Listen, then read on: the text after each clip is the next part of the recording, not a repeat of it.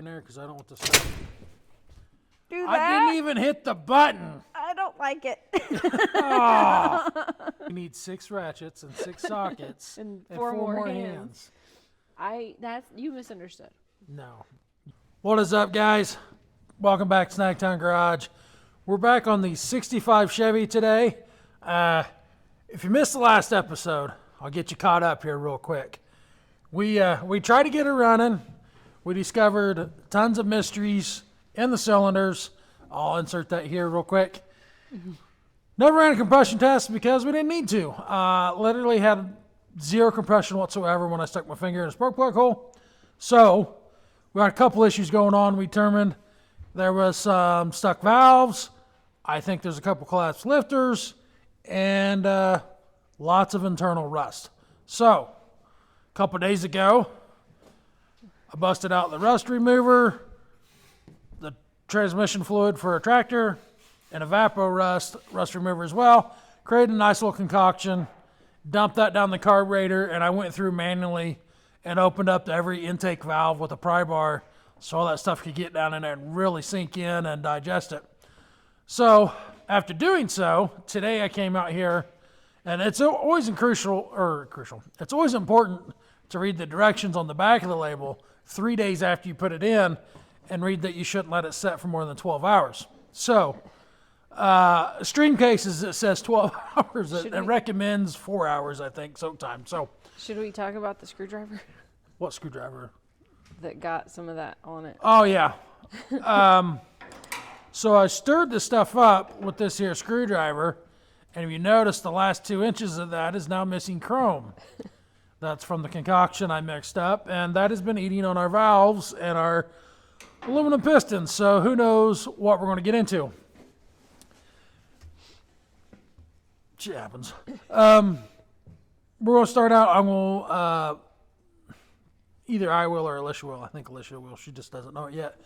We're going to pull them spark plugs and let this stuff drain out. We'll drain the oil out of it, put some fresh in it, and actually I think I'll see if we got compression before I even worry about draining the oil out of the oil pan. But we'll get everything out of the cylinders, crank her over, see if we got compression, and then we'll evaluate from there. Yeah, I guess that's where we're going to start. We had 0 compression except for on 2 cylinders. We had maybe 25 pounds of compression, and that's judging purely off of sticking my thumb in a spark plug hole. So let's dig in and see if we can make this hoopy run yet today. Now I want you to tell the people what you just asked me. You misunderstood. No, I did not. You asked wrong. I said, are we doing one at a time? And you said, unless I can figure out a way to do them all at the same time. Do all of what at the same time? Remove the spark plug. Yeah. So she needs 6 ratchets and 6 sockets and 4 more hands. You misunderstood. No, you misasked. Oh, we're going to see how much gunk is still in there. Try to get a good angle.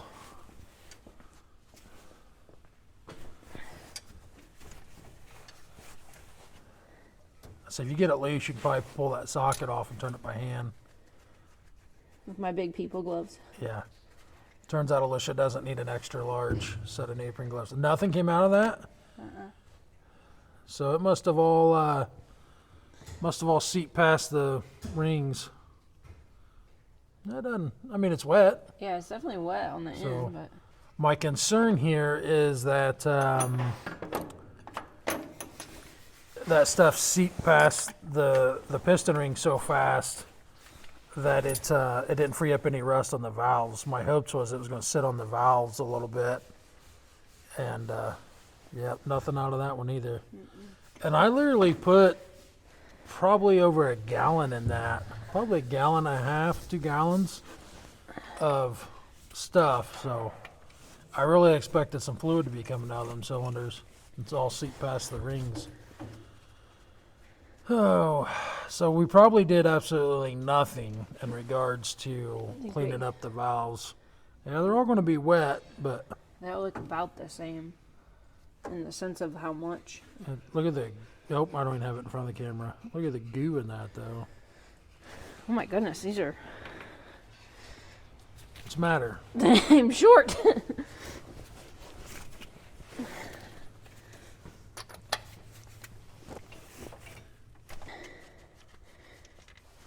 Still nothing coming out of the cylinder. That one's super wet. It's really nasty.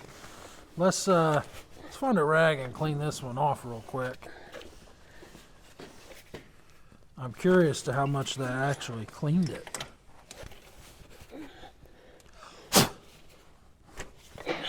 I don't remember how nasty they was before we did this, so we're definitely going to try to burn it on them. I think they were soot covered, and they're pretty clean now. This is quite the shot you got going on here. That one's full of gunk.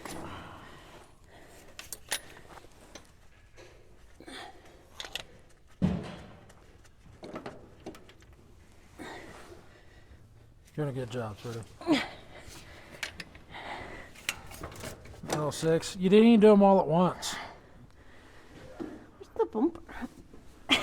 What are you doing? I lost the bumper. Alright, so Whew. we need to hook a battery up and try try cranking her over and see what we get. Maybe we'll try cranking her pretty slow. Let's see, let me borrow your elevation device here. Whew. Trying to get a look in that intake. That intake still got quite a bit of liquid in it.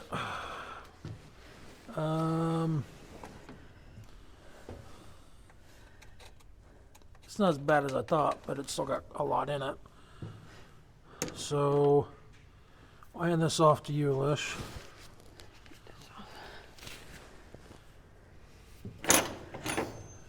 We're missing a battery cable. Where's the battery cable?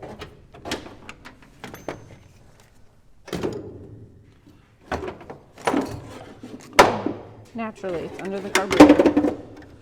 Let's put this over here. That's where they all are, right? What's that? Under the carburetor. What? Is The that? battery cable. Oh, yeah. Give it a shot down here. Let's bump it over. Show right here on these. Don't get too far in there because I don't want to stop. Do that. I didn't even hit the button. I don't like it.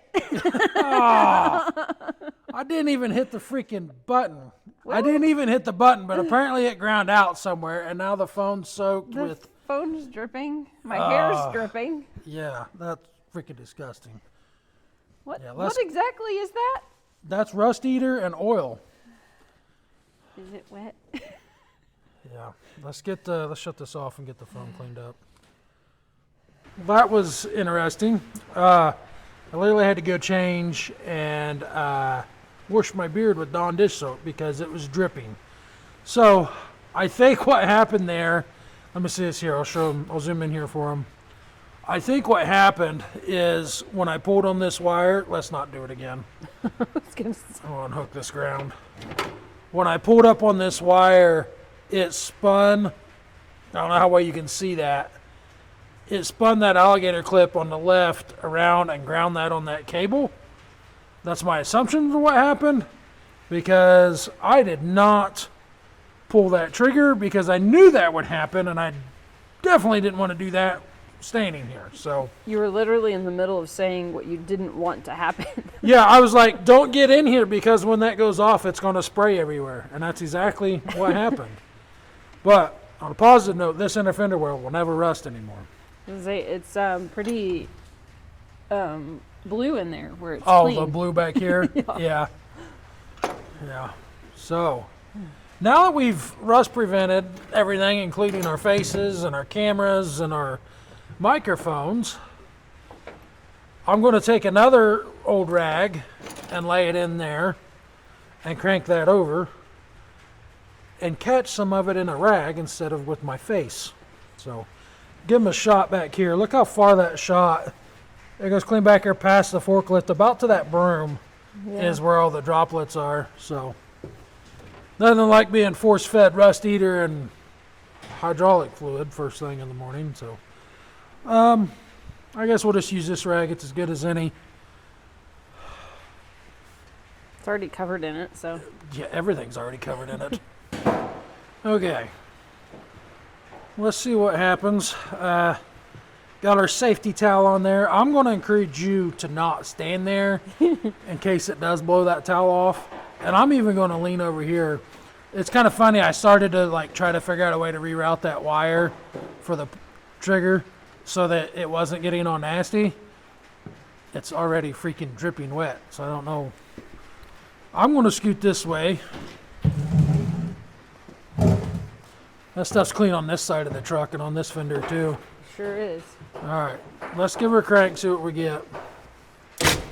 Yep, that's what I figured would happen. That's still the same cylinder.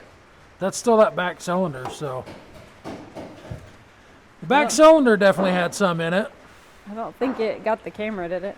No, I don't think so. Okay. We're going to keep going, though. Got me again. It's milky. Well, yeah, it's... Well, I mean, it's hydraulic fluid and whatever that other goo is.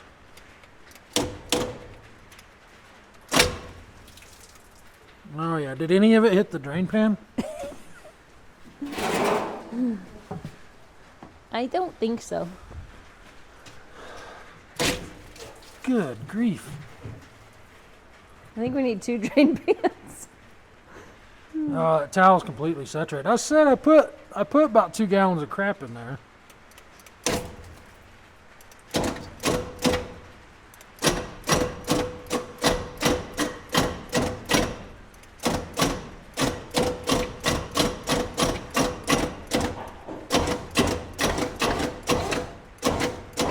On a positive note, the cylinders that had absolutely nothing for compression previously are now pushing the rag out of the way with just air, which we didn't have that compression before.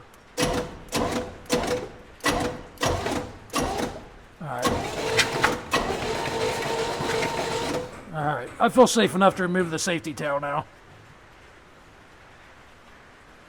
Oh, that weighs like 30 pounds. Yuck.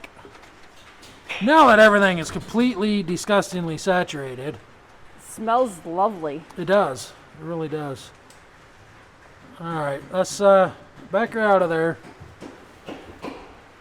I'm going to encourage you to come back over here because I'm going to crank it over a little bit more. Can you see down in there?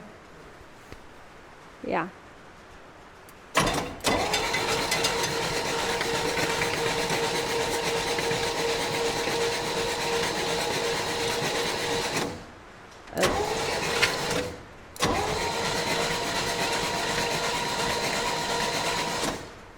So I'm seeing something here.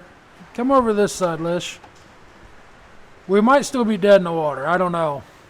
When I'm cranking this, we're getting oil coming this way, clean up here on this inner fender well. I think it's completely blowing past one of those valves. That valve that was stuck, I think it's completely blowing past it. Maybe stand over here at the corner.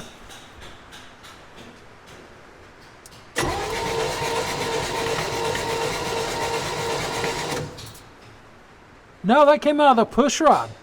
That's impressive.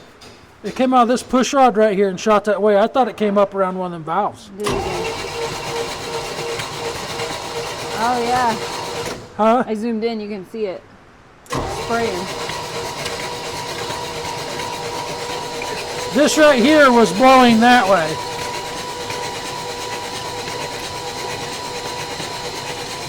This one's doing it too.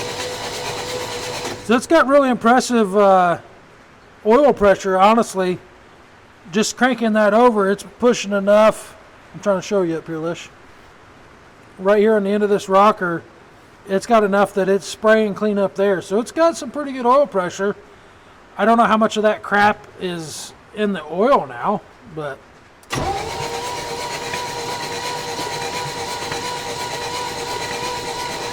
It's like sludging out right there. yeah.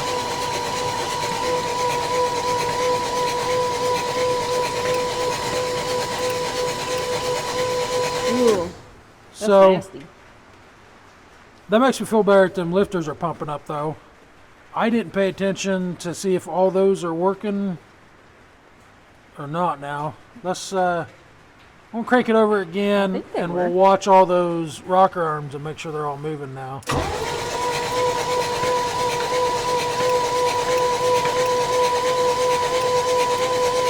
Looks like they are. I'm happy with that amount of oil pressure. That's kind of impressive. So I guess our intake is got a lot of fluid in it. I don't know that it's going to start with that much crap in there. Trying to think of what the best way to go about getting that out of there is. Have to think on that one. Cause I mean, literally, there's a 1/4 inch of that fluid still in the intake down here.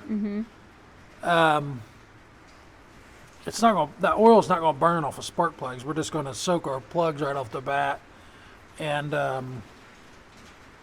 ain't gonna fire. So I gotta try to think of a way to get these cleaned out here real quick.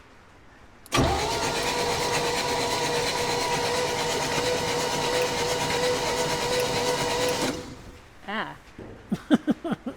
Still getting me. We can set that valve cover back on it.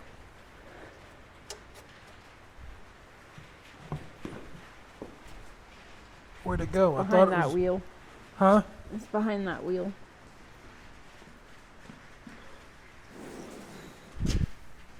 Oh, why is it all the way under there? Sure. It's a good gasket.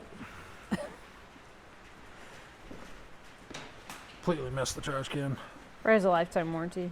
Yeah, I think I actually have a head gasket and a valve cover gasket for this over there in my box. Really?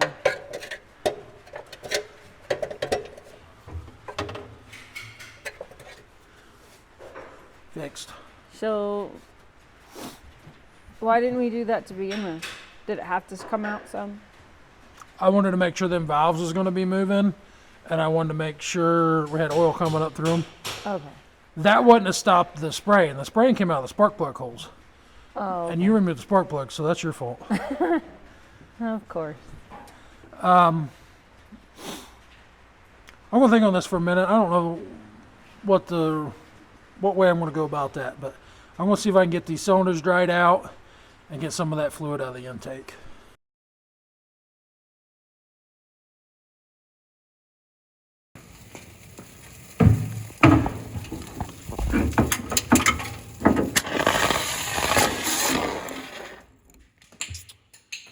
Awesome. I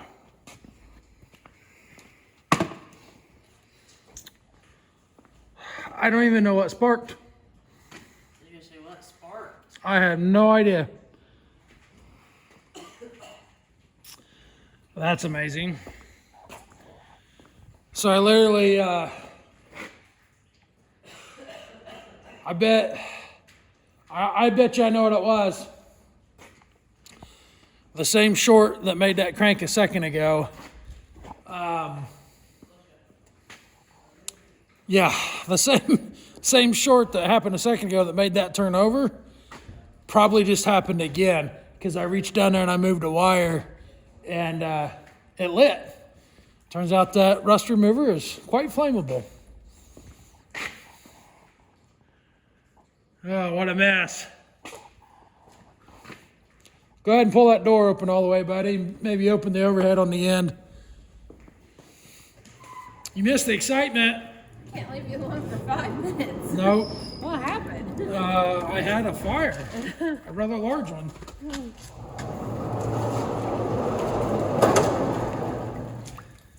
a little chalky in here. Yeah, and if this part of the video is different, it's because this is on my phone and we don't have our microphones on. Oh, that tastes horrible. Austin, open that door on the end of the building, please. Walking around in that crap. Roscoe, get out of there, buddy. Come on. Good. Come on, Roscoe. Come on. Get out of that crap. I took JR in. Okay. So I was telling him I think the same thing that caused that to crank a minute ago, the short, is what ignited that. I think it sparked and lit that rust remover stuff. Apparently that's extremely flammable. Everything that was laying all over everything Yeah. is what lit. Yeah, the whole side of the motor was on fire. It's lovely. I was able to get the phone out as I was running for the fire extinguisher and got a little bit of it. So Did you send your eyebrows? no, I was standing on the thing when it lit, but I wasn't touching nothing. It was just poof.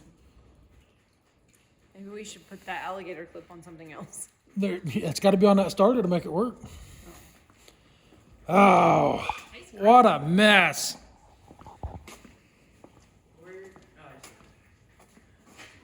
That'll help it run good. On a positive note, the valve cover was on it.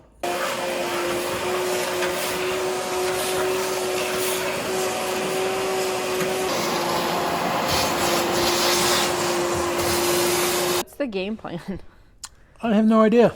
I'm half afraid to do anything, and I'm definitely not hooking the battery up right now. I have no idea what ignited that. No clue. Neither one of those bottles of rust stuff have a warning on them for being flammable. So That's extra neat. the only thing that I can think of that could have been an ignition source was all that.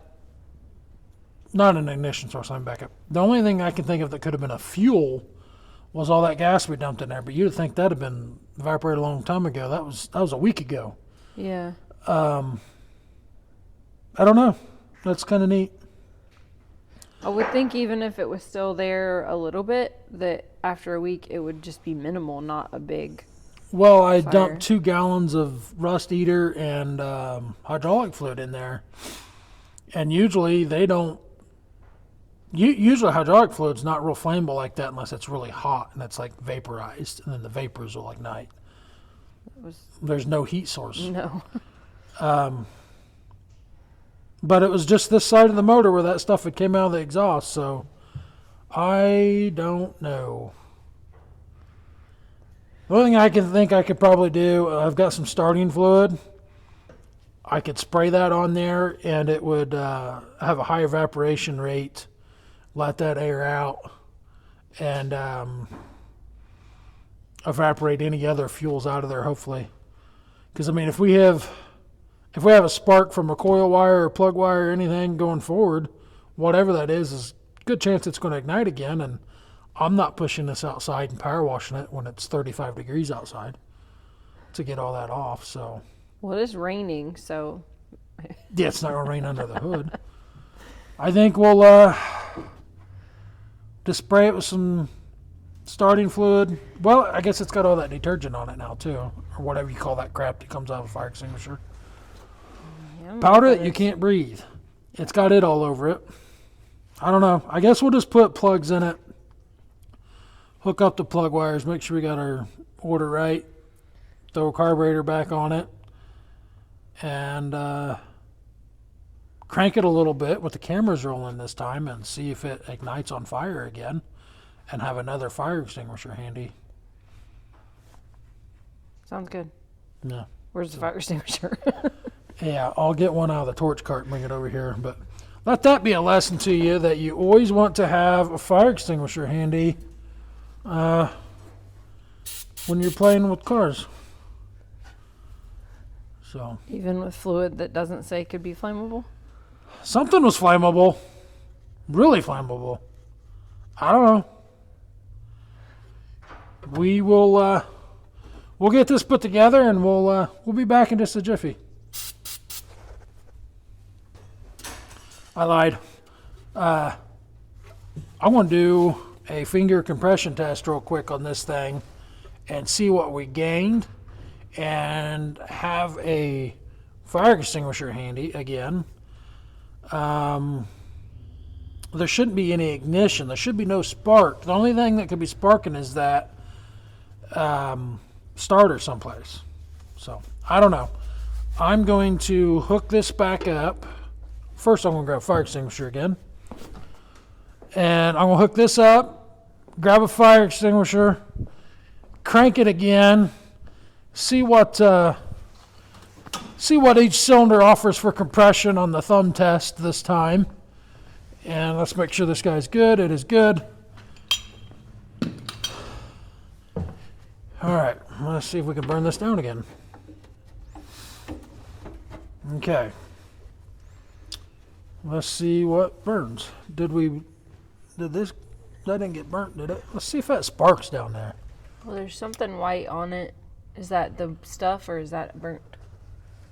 I'm not sure what you're talking about. On this wire, move it. Right where it, Oh, I just pulled it off. Daggone it. right where it crosses and twists, it's white, but I can't tell if that's burnt. I'm not sure. I gotta crawl in there and hook this back up now. Oh, I'm not gonna be able to do that with gloves on, or probably that light there. Oh, that's hard on the belly. Oh, it does not smell well down here.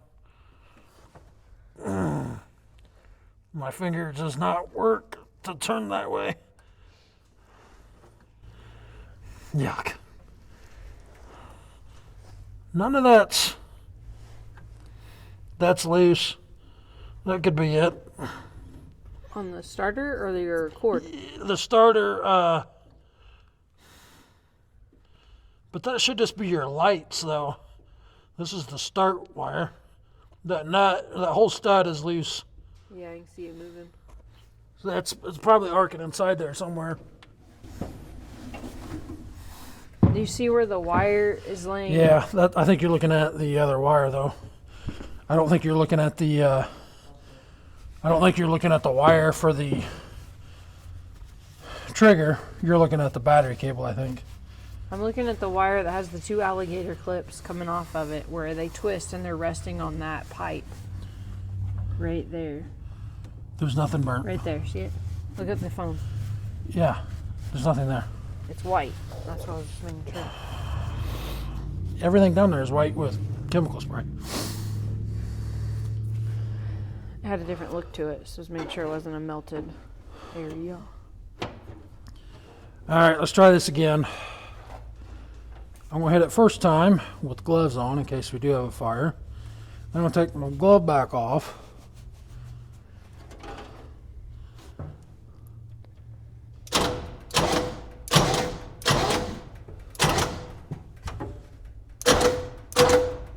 Looking for a spark.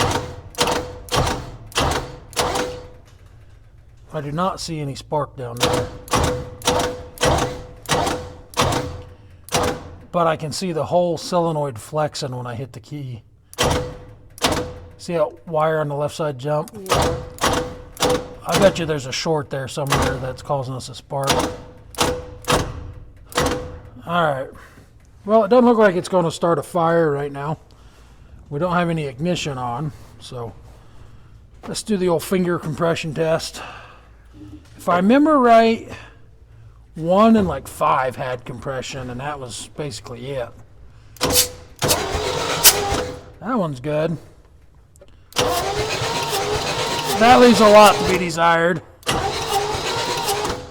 That one's probably like 5 pounds of pressure. And I think number 2 was the one that had that rag or something in the valve. Yeah, it was. Woo! Whoa.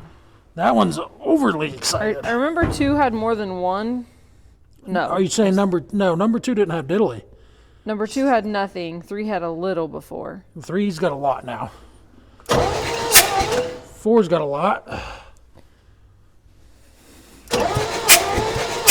5's not bad. I want to say 5 and 6 had minimal. Yeah, we're not doing horrible. 5 out of 6 compared to 1 out of 6. It might actually run on that now. That's still disgusting. So, yeah, I'm optimistic we can make something run on 5 cylinders. Might not run well. But if we get some heat cycles in there, that other one might come around. If you guys haven't watched the first video, I'm pretty confident that intake valve on the number 2 cylinder, we ran a bore screw up in there. I'll try to insert a picture here if I remember. I think what had happened was somebody had stuffed a rag in this intake and then bolted a carburetor on, and I didn't know it. And part of that rotten rag is stuck in the valve for number 2 cylinder, the intake valve. I think it's still there, and that's why we don't have compression on that cylinder. Because when I hit that, I can watch the water level, or not water, but whatever's in that intake I can watch that raise when number 2 hits. So it's pushing back through the intake. So hopefully if we get it running, that'll burn out and be gone. So I'm going to put some plugs in it, hook our plug wires up, throw a carburetor on it, and we'll be back. Alrighty, we got plugs in it, we got wires on it. Let's put the carburetor on. So I don't think I have a fuel source just yet. That makes me nervous even putting juice to anything anymore. I think before I turn the ignition on, we should probably find some fuel. I did have a fuel jug here that I have no idea where it's at now. I see it over there now. Well, we still got gas. We got enough here. Enough to know if it's going to run or not.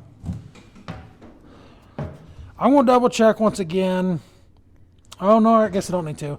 I was going to say I'm going to double check that it's out of gear, but as much as we've turned it over, it would have moved by now. Yeah. So we're probably all right there. I guess we'll hook some juice to that coil and see if we can't burn something to the ground or make some noise or both. Wouldn't that be something if it fires up and starts on fire? That'd be neat.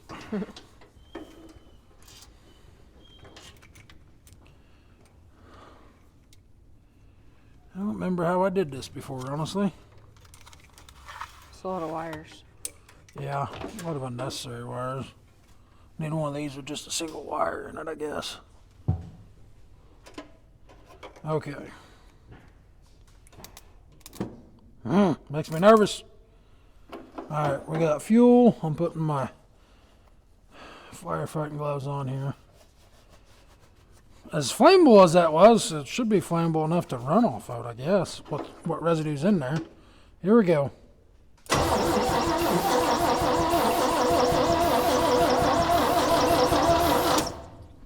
There's a spark down there. Where? It's off to the left of where that red on the coil. I'm not sure if it came from the wire on the coil, but it's Right here? Yeah. Out to the left. Right as you ended.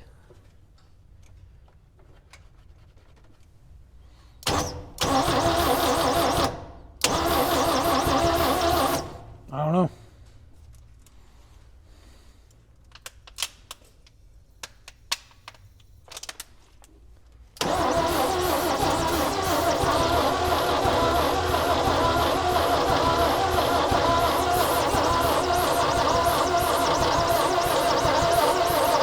Still a ton of blow-by coming out of that thing. Look at that. I never did pull this off to see how much crap was in there. Sludgy. I don't see nothing. Let's see if we can identify where that... That's going to get oily. That's okay. See if we can see where that blow-by is coming from. Oh, yeah. That's horrible. That looked like it came out of a... Yeah, it came out of the hole in the... Good It's Lord. on the 6th one, the 4, I Yeah. think, and 2? Or is that... We probably should have ran the bore scope in them cylinders again and see how different it looks. Oh, from before? Yeah. It doesn't sound good. You didn't see the blow-by with the valve cover off before, though, right? We saw it coming out of the side of it, and that's why we took it off. Yeah, sure. I don't remember.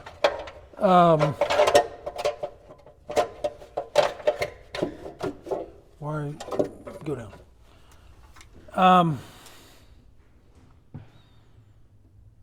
I'm not optimistic about this really now. What does that mean? What does what mean? All that smoke stuff. It's leaking compression into the crankcase of the engine. So when a piston comes up and it's trying to create pressure, it's going into the crankcase, meaning on the bottom side of the piston where there shouldn't be that much pressure.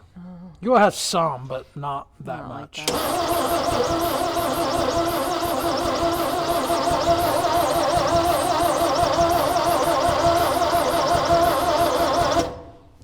I was hoping I was hoping by our newfound compression and 5 cylinders that we'd get some kind of action. I mean, when there's too much of that blow by, it just can't build enough pressure. Well, you gotta have compression for the fuel to burn properly.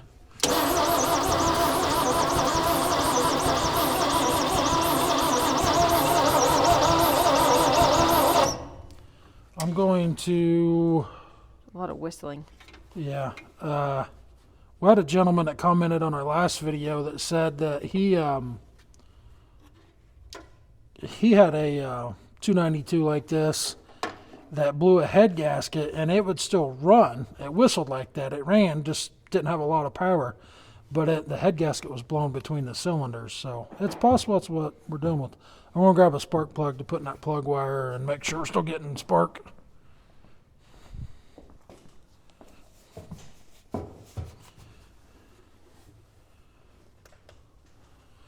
Oh, let's hope we don't introduce a fire. I don't know how to hold on to that and crank. Because that valve cover is not going to be grounded very well. We can try it. If I get shocked. Yeah, it's got good spark. It sparked up here. Yeah, that's all right. Got spark, got compression on 5 cylinders.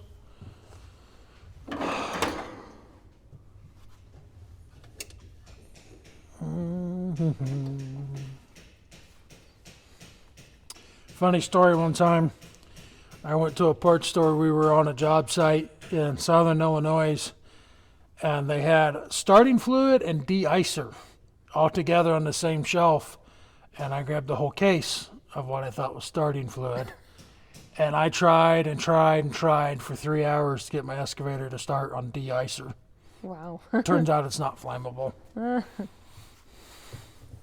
So now I always try to look. It probably wasn't frozen anymore, though. Nope, nothing was froze on that intake, that is for sure. It never ran, though, on that crap.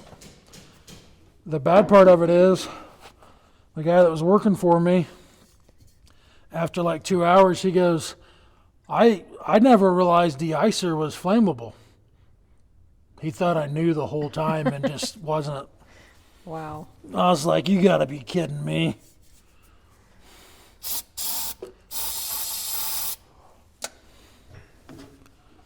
When it obviously wasn't, because it wasn't igniting. Oh, you lost your ground. Yeah. What'd I lose? It's not working. I thought you lost your ground. Oh, my button came off down there. Daggone it. I shouldn't have pulled on that wire earlier.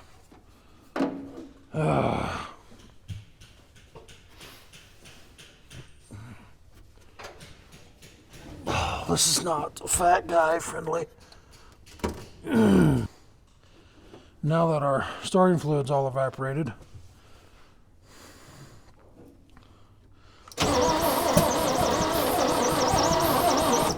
That's more than we've got out of it so far. It farted a couple times out the exhaust. Where'd I stick that ether?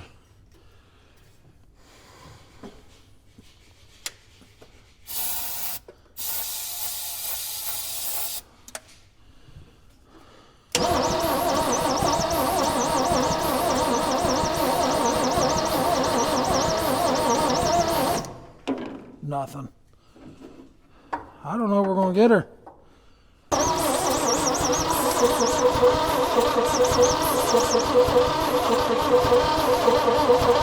Our battery and our starter is probably getting a little tired. Probably I'll put the battery on the charger for a minute. Let that starter cool down. I don't know. I feel like if we could get a couple cylinders to fire a lick, get it going for a few, the others would probably come around, but we got to get to that point first. I don't know what the answer to that is. Okay, we went through our stash, and I literally have probably 200 new old stock spark plug sets and stuff. Out of all that, we can only find 3 new ones that were the right thing for this. So it's got 3 new ones and 3 new to it that I don't know why, but somebody put them in a box.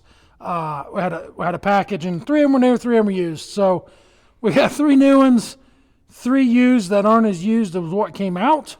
We got those in there. We drained the intake. Horrible intake design on this. The intake flows upward into the head a little bit. So there was a lot of that oil and stuff laying in that intake. We got that soaked out with some rags. Hopefully, I'm going to try to start it off of just starting fluid and forget the gas for now and hope this thing fires off. So let's give her a shot and see what happens. Oh, look out. And just so you two realize, when this fires, that dust is going to go everywhere. Great. So don't sit here and try to inhale it. I need to be able to give that throttle and spray that in, because that's flipping shut as soon as I touch it.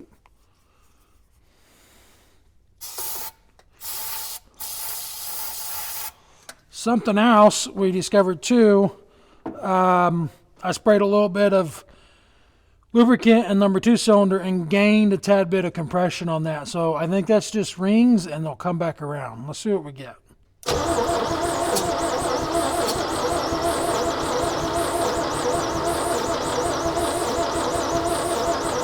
Nope. I need to figure out a way to hold that open.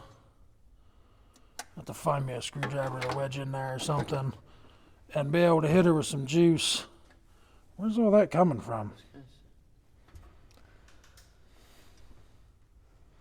Oh yeah, let's get the shop vac and suck the bottom of that fan shroud out. That's got like a 1/2 inch of that stuff in it on this side. I don't want to eat that if this thing does decide to fire. Of what stuff? The fire extinguisher dust. Oh, Yeah. that's nasty. Let's turn this off for a second.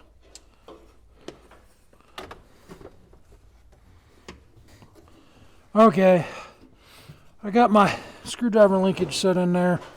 Try to give her a spray while we crank on it.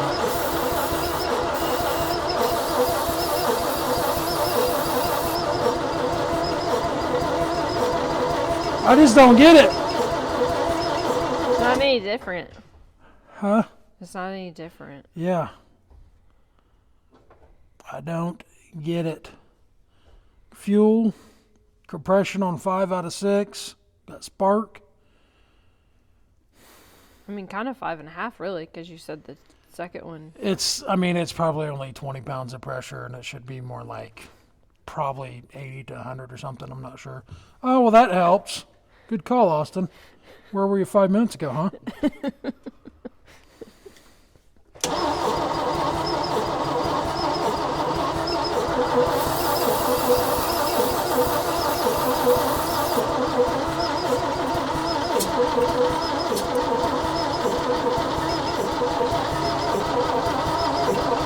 Nope. I think all we're doing is killing a starter at this point. Did it make a new sound? Or was that just it kind of It did something. like a puff or something? Yeah. I'm not sure what to think. I know we got spark. It's not acting like it's the timing's off or nothing. I mean, it's coming out of the carb a little bit. But that's because that valve's not seating on number 2. Man, this thing, it's got all the necessary amenities to fire. All right, try 8,367.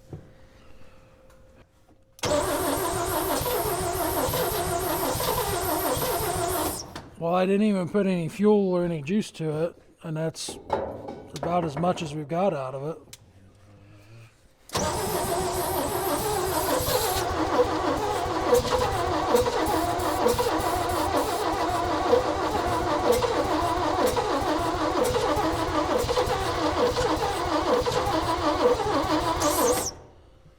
Still nothing coming out back here.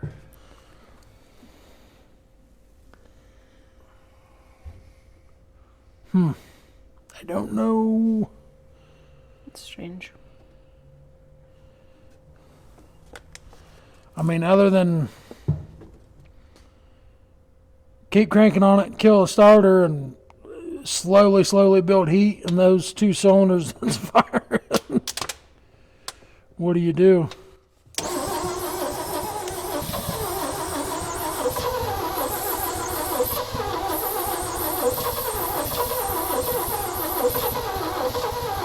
Come on, girl. She's fighting us, that's for freaking sure. What were the other ones? Oh, you only did So 3. we found this half-working compression tester. The first one was like, oh, what was it? Like 110 or something. And then we only had like 30 or so out of 2 and 3. And the other 3 were like 60 psi. So we put a little bit of Lucas oil stabilizer, motor honey type stuff. We put that in all the cylinders and hopefully building some more compression. We did not compression test it after we added that, but I don't know what else to do other than put some more lube in cylinders and maybe try again tomorrow. I don't know. If we put a little bit more of that Lucas in each cylinder and try again. Like let it sit overnight? Yeah, that's what I'm wondering if we ought to do.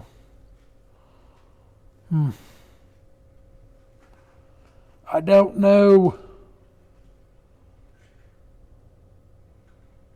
I don't know what the answer is. Oh, I was going to say you want to finish off your gas, but your starter's hot. I assume it's hot. I know it's not happy. Yeah. I wouldn't be happy if I'd turned that this whole time, so. I don't know. Oh, I don't know how well this is going to work. Oh, yeah. Not real well. Here we go. Crank up. You could hear it hit in there. We're now on like try 9,500 and something. We went ahead and boiled some 1040 and we didn't quite boil it, but we got it pretty hot on the old turkey burner and filled the cylinders up, let it set for an hour or so. Crank driver pumped that out, made a mess absolutely everywhere. It went up, hit the hood, and launched clean over top of the forklift. So that's awesome. But on a positive note, I did a quick compression test and everything's up about 30 psi on the cylinders we did. I didn't mess with doing number 1 because it's got 100 plus psi. I think it's the only one that's really trying to run. But the other ones are now all 80-ish or more.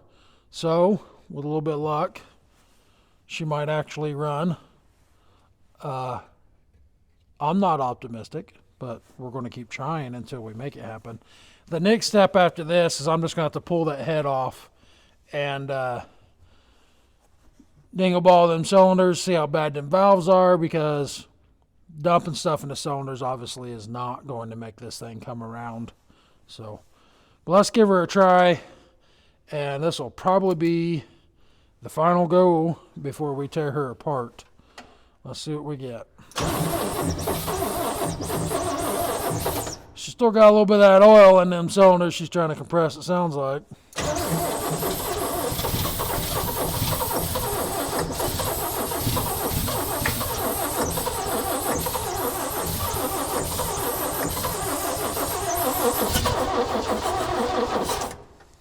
Yeah, it's probably going to fire until it burns the oil out of them cylinders, and then we're going to be done.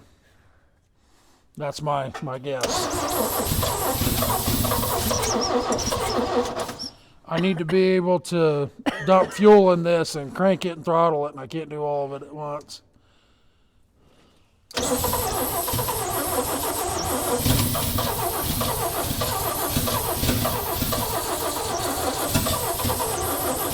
Back up in case that shoots a fireball, bud.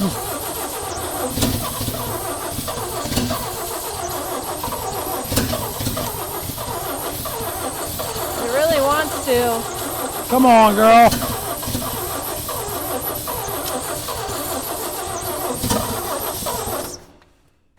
She wants. We got maybe 3 cylinders firing now instead of 1.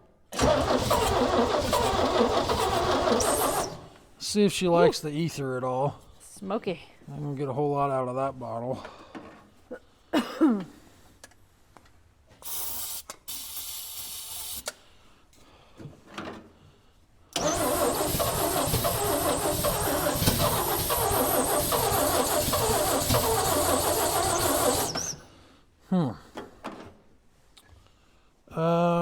Give me that power bar wherever it went to.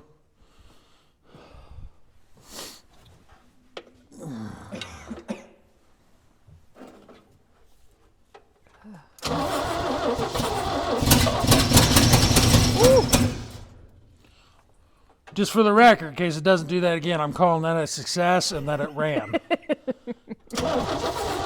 Oh, come on.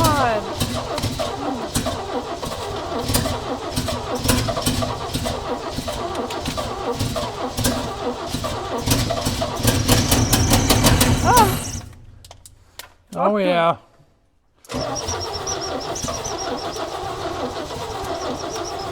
Come on. Woo! Smoking like a freight train. Let's give her a little bit more throttle.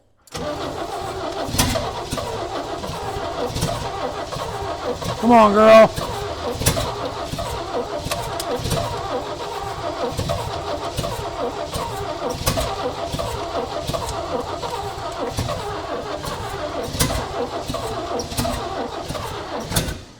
It's also pushed that fluid out of the exhaust. Oh yeah. Well, it wasn't putting anything through the exhaust last night. I don't think she likes the ether. It's a bit smoky. Come on, girl. Shit. Grab that. Hurry up. Hurry up. Hurry up. Good job. I'm trying to keep that heat going inside there.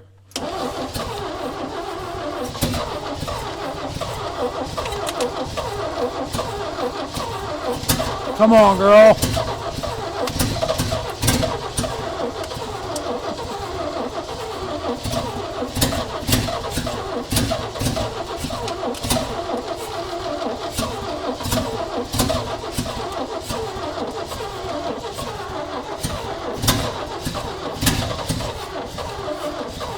It just ain't got enough. We're only hitting on 2 or 3 cylinders. I don't know. Let's yeah, we're all the way down to 11 volts on the battery charger, so we'll give the starter a rest. And what are you doing? It's a little smoky in here. Yeah, well, that's all right. That means it's burning something. Ooh. The problem is we're burned all of our oil out of our cylinders that was giving us compression.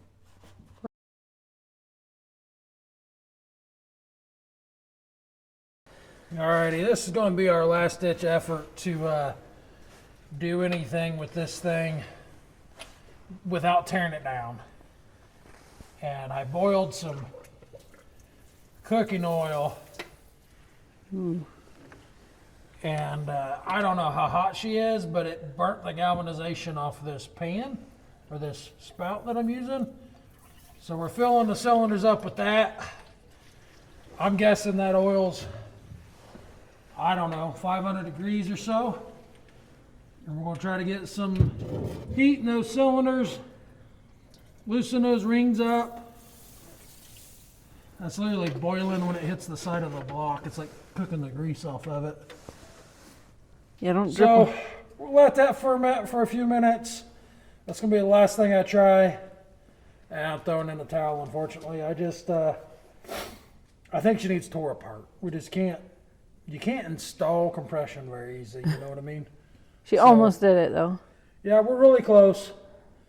I don't know how much of this footage we're going to show you.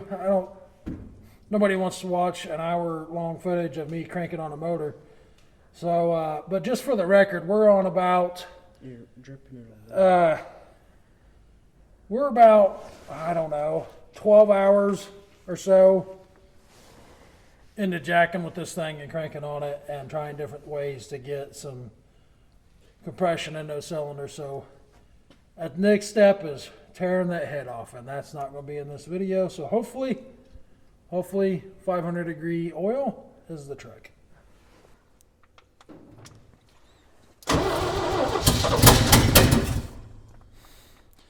It keeps doing that. I'm ready to give up, and then it does that, and I'm like, cool, we got it. Let's just do it a couple times.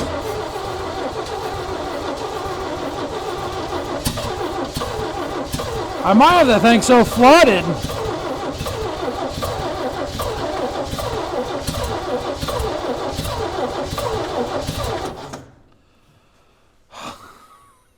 I don't.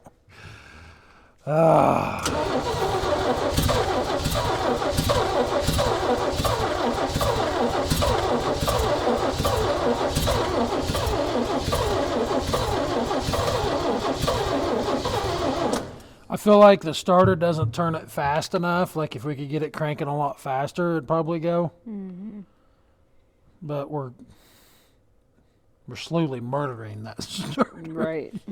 It needed to go faster yesterday. Yeah. If we could get it cranking real good, it'd probably light off.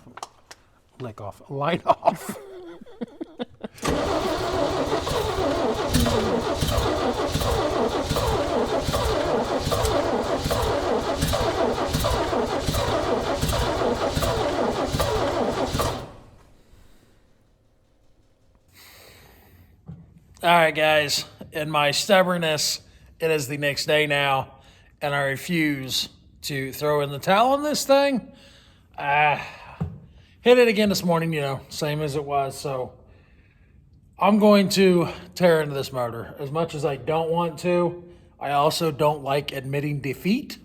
So I'm not going to film it, but I'm going to buzz this head off here, and I'll bring you guys back around once I get this thing off. We're going to see what we get. I don't like throwing in defeat, but we're going to see what this head gasket looks like. I have a suspicion that number 2 cylinder has a blown head gasket, blown into another cylinder or something. I don't know. I think that's where that whistle comes from. So let's tear into this thing, get it ripped apart. We'll see how bad she is, and then we'll determine whether we throw in the towel or not. Oh, there she goes.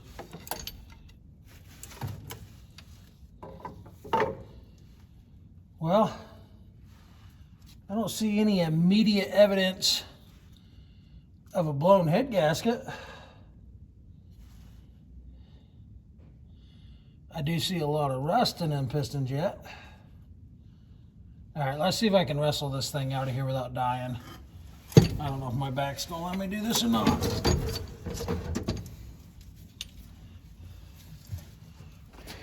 Okay, let's dig into this thing together and see what we got. I have not flipped her over yet. Oh boy, look at that. That is horrible. That's on the intake runners. I don't want to poke that and push it in any further. But no wonder nothing was getting to those cylinders through the intake. On a positive note, this thing had bright green antifreeze in it and shouldn't have froze and busted. And a few ounces even actually went in the drain pan, so that's nice. Rust. Man, I don't see... Obviously, they're not seating properly with the amount of rust, but I don't see anything sucked up in the head. Let me think here. So this cylinder's number 2. That is the one with 0 compression. And that is the one, I hope you guys can get in here. I'll have to get you guys down and bring you in here. That is the one that had 0 compression and looked like it had something hanging off of it. That one's obviously not closed. That's the number 3. Yeah, so we're going to need to disassemble this thing.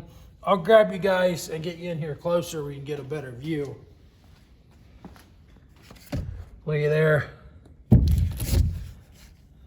It is bad. I mean, wouldn't know why. Nothing's sealed up, right? That's cylinder number 3 you're looking at there. Number 4. 5 and 6. Now number 1 had the best compression. It was the one that was firing, I do believe. Number 2, I don't think ever fired, obviously. So, looks like number 4 might have been firing. I'm judging that off of the dryness of those cylinders. I think 1 and 4 was the only ones we had. This is 4. I think that's the only ones we had firing. I'm going to flip this back over real quick. You guys look at this intake. It is, the intake runners here are absolutely horrendous. Look at that. Looks like a bunch of mouse nests or something was in there. That is for 5 and 6. Let me see here. Where am I at? That is intake runners for 3 and 4. And that's 1 and 2 right there. So I'm going to, well, actually, let's take a look at these cylinders. I haven't even did that yet. Okay. Lordy. Look at the amount of rust on that lip. Goodness. Oh. I'm going to get that intake gasket off there and do some work here. I'm not real sure what I'm going to do yet. I'm going to start by probably taking this head apart, and we'll go from there. I'll get the spring compressor out, find one that works good on this head, and start taking valves out, cleaning out runners, and go from there, I reckon. Alrighty, got her all tore apart, and goodness gracious. Wouldn't know why it didn't have any compression. There wasn't a valve sealing on this thing. She's horrible. So, what I'm going to do, I'm going to wire wheel those valves and get them as clean as I can. We're going to throw this thing in the parts washer, one in at a time, because it doesn't fit completely. Clean it up the best we can, and I'm literally going to wire wheel this thing, get all the rust out of it I can, get all this goo out of the runners, and basically get the loose chunks out, you know what I'm saying? And we're going to do a backyard farm rebuild on this thing the best we can without spending any money on it. I'm going to put them valves back in there. I will lap the valves the best I can. Number 2 is just horrible, horrible. I'm going to do the best I can there. We definitely can't make it worse. So, but here's the real problem. Get some light turned on here, maybe.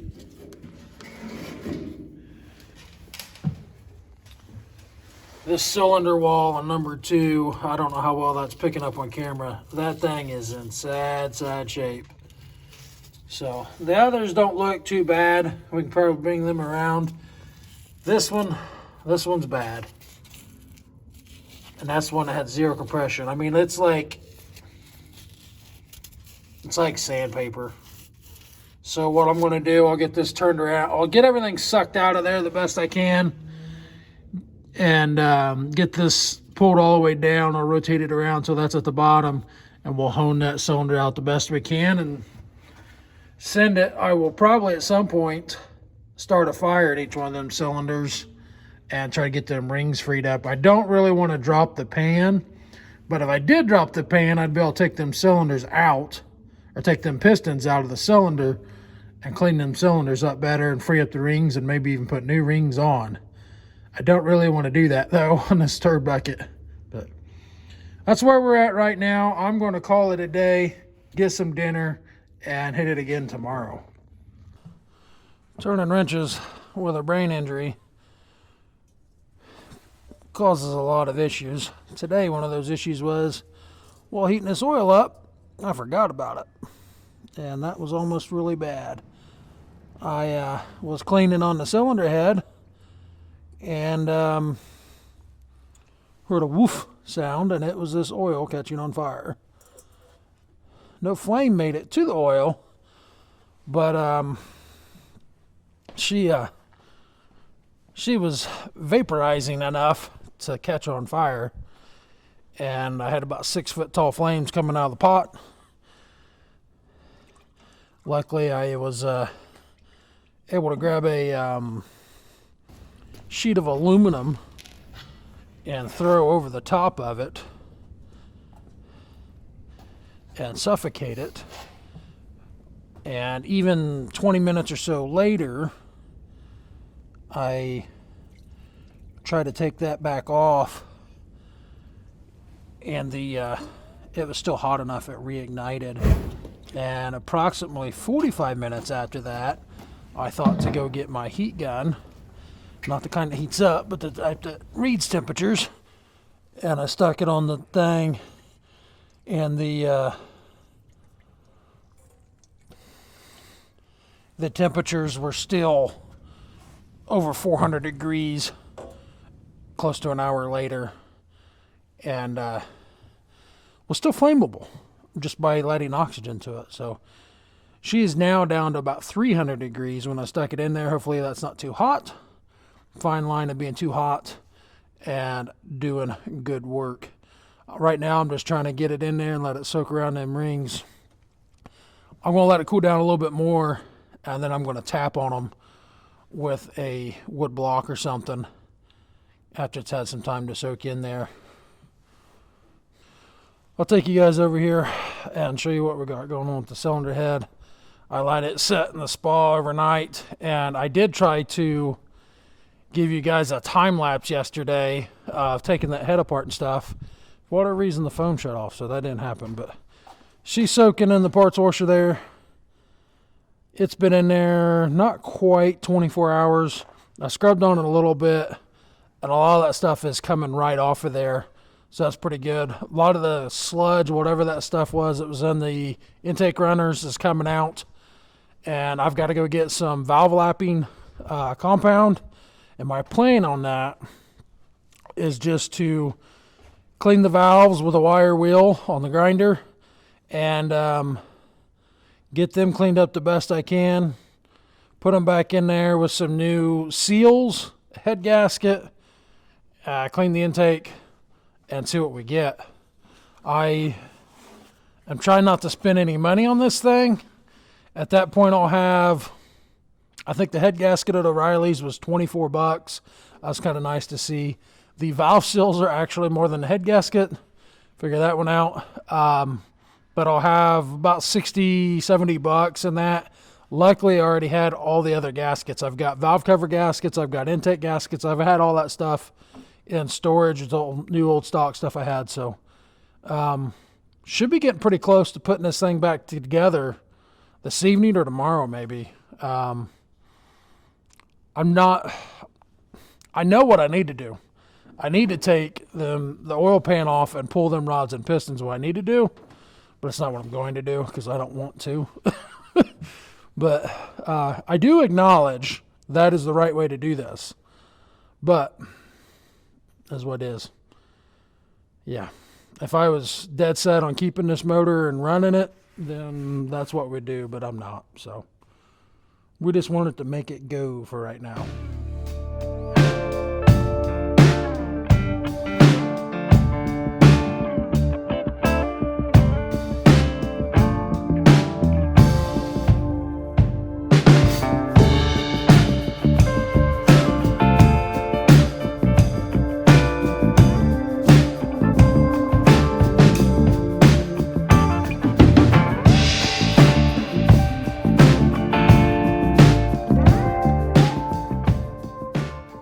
Figured I'd jump in and give you guys a quick update.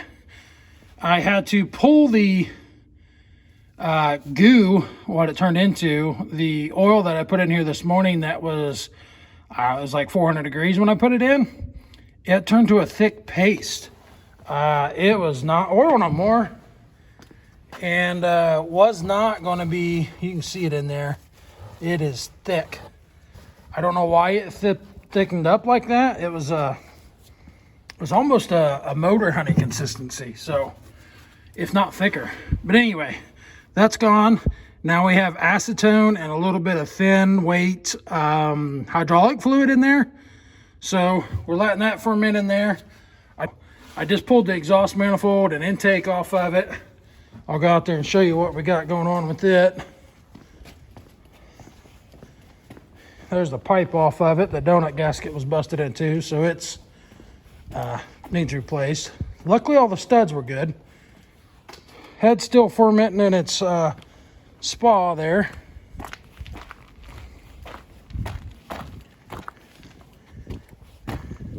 I went ahead and brung this out here because it stuck so bad. But look at this goo. That is just like sand in there. I think it's just fine rust. But it is all in every one of them intake runners. And I wish I had some kind of sandblast cabinet I could get these in and get that cleaned up real well. Yeah, I mean, look down in there. Look at that chunk.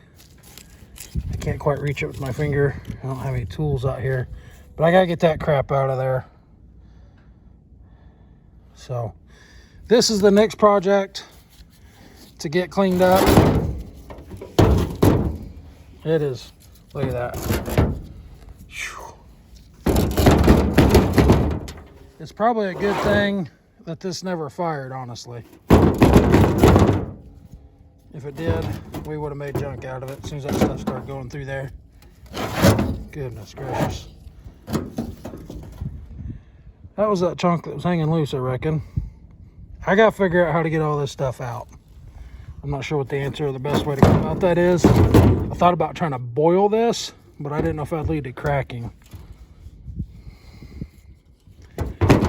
Not sure what the answer is there. Got a split in it right there already.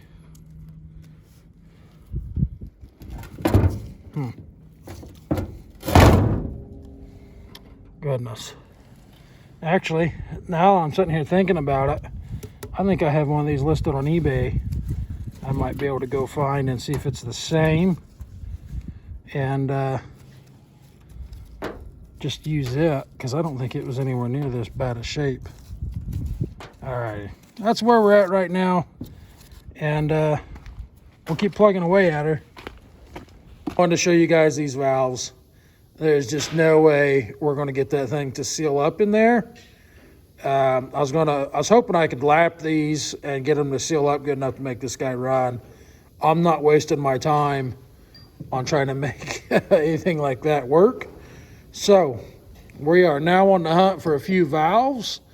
Of what I've been told, small block Chevys use the same valves. So we're going to go find some small block Chevy heads and pop them apart and see. Obviously, we'll make sure they're the same size valve to start with, but there's at least 1, 2, 3, 4, 5, probably 6 of them that are garbage. And the head didn't turn out too bad. I got to do some more cleaning on it yet. You can see in here, and forgive me if I've already showed you guys this, but it definitely needs more cleaning. But it's way better than it was. I got the intake and stuff pretty clean. I think it's ready to go back on once, you know, it's ready for to go together. But I've got to find some valves now and an update on the motor. It has now been sitting with stuff in it for, I think this is the 4th day or 3rd day. I don't know. That is acetone. Let me think here. Rust Eater was the main ingredient. A little bit of thin weight hydraulic fluid and acetone on top. Now if you look, number 4 here is about a 1/4 inch down. The center 4 cylinders I filled to the top. 1 and 6 had the most compression, so I'm least worried about those. If I remember right, that was 1 and 6. But the center 4 here were completely full last night when I went in. So they've soaked a little bit of that down through the rings. And that's the goal, is getting that stuff to go around the rings and loosen those rings up. That is where we're at right now. I'm gonna go scavenge through my parts, see if I can find some cylinder heads that I'm okay with stealing the valves out of. And hopefully they have the same size valves to steal them out of, because that stuff is just not going to clean up, I don't think. This one might. But if it doesn't, and you go in there and you try to lap it, then you're taking all that material out of the head for nothing, and then you still got to take more material out of it. And I don't know how much material we need to take and how much we actually have to work with. So I will, I'll update you guys again, or get back on here once I find out a solution for our valves. Alrighty, looks like we got lucky on my first try. Judging by my ichrometer, that's the same set of valves. So I'm gonna pop those out real quick and make sure the stem's the same size, make sure the same length, all that good stuff. And they got some rust in there. I don't know how well that's showing up, but it looks like it's just surface type stuff. It doesn't look like anything compared to what we had on the 6-banger, so I don't think these heads are anything special, especially with them little valves in them. So we'll get this popped apart and hopefully we got something usable.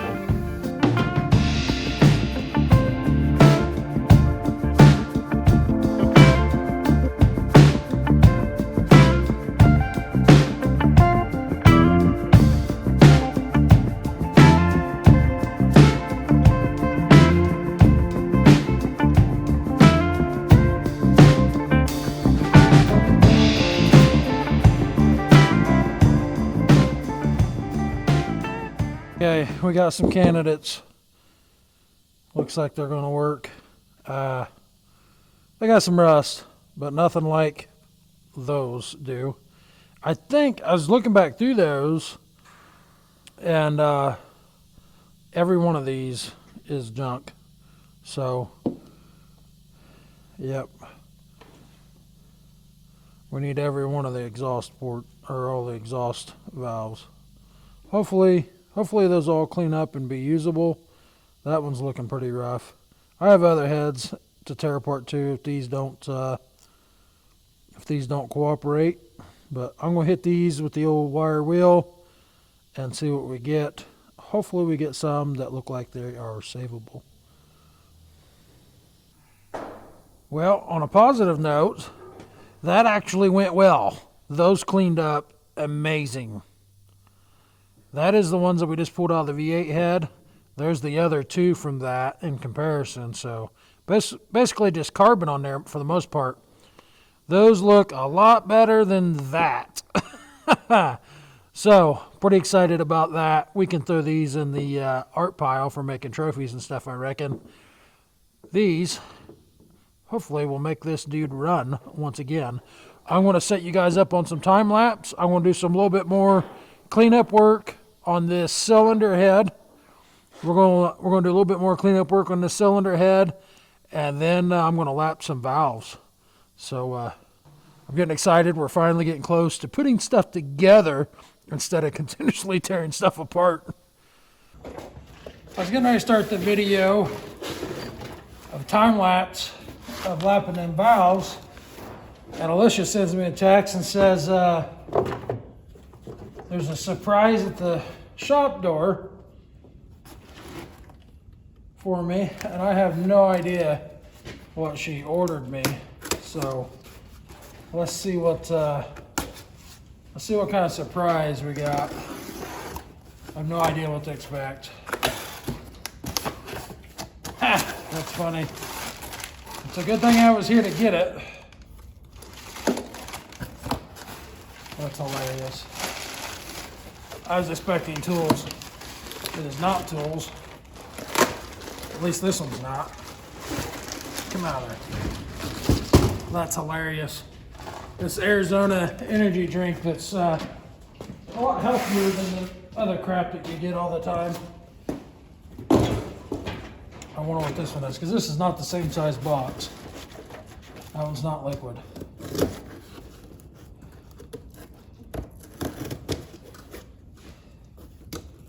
Let's see what we got. I can't hold that knife, it's so cold out here. I came out here, it was 50 degrees. It's like 25 now. It is more tea. Why would they put it in two different boxes? Oh, that's funny. If you guys, I am not sponsored in any way. I mean, I could be, but I'm not.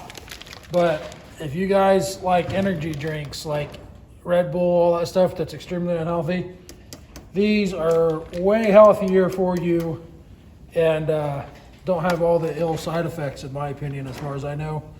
With my brain injury, I can't drink caffeine really, and this is the closest to a energy drink that I can get, and these things are amazing. So, thank you, Alicia. That also allows us to get out more content, because without that stuff, I just do not have any energy. But let's get on these valves and get this thing done today.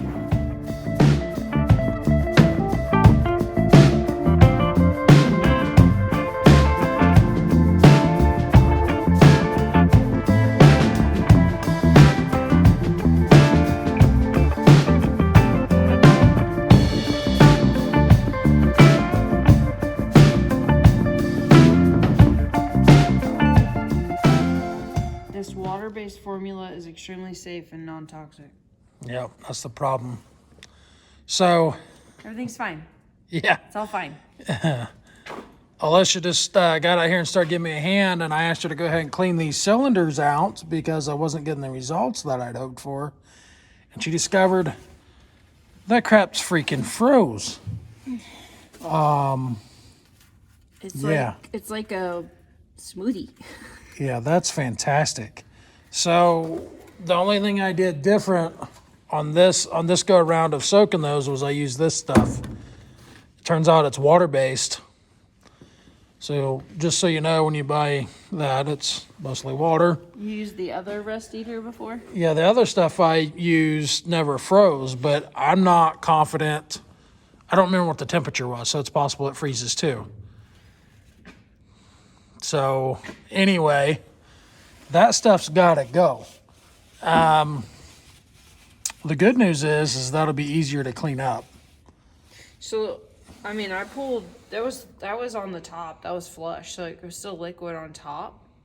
And Yeah, I got that up. I thought it was on the bottom, and then I moved it, and I kind of scooped it and realized it was still just that thick, but it was frozen. yeah. Well, it's all got to come out, and that is definitely prohibiting what we want to do. The good news / bad news is yeah, that's fantastic. Cylinder number 4 has went down a lot, which means it's getting around the rings. The bad news is that water is now in our fresh oil that we put in there. So yeah, that's mostly water. That's fantastic. Great. Let's not use that stuff again. Great. So the last resort plan was to clean these all out and to dip a little bit of muriatic acid in there, probably dilute it, and then put muriatic acid in there to let it eat on the rust around them rings. I used a little bit of muriatic acid on our intake manifold, and it did wonders. All I did was dump it down the ports of the intake side, because that's the intake and exhaust is bolted together on that, but I just dumped that on the intake side, and it really just flushed the rust right out of there. So It was kind of instantaneous, wasn't it? yeah, it was like almost instant that it would it just took that rust right out. So Alicia's going to get this here cleaned out for us. I'm going to let it sit. I might dump something in there and set it on fire to help dry those out and get rid of all the moisture, and then put a little bit of muriatic acid in it right before we're ready to put the head on.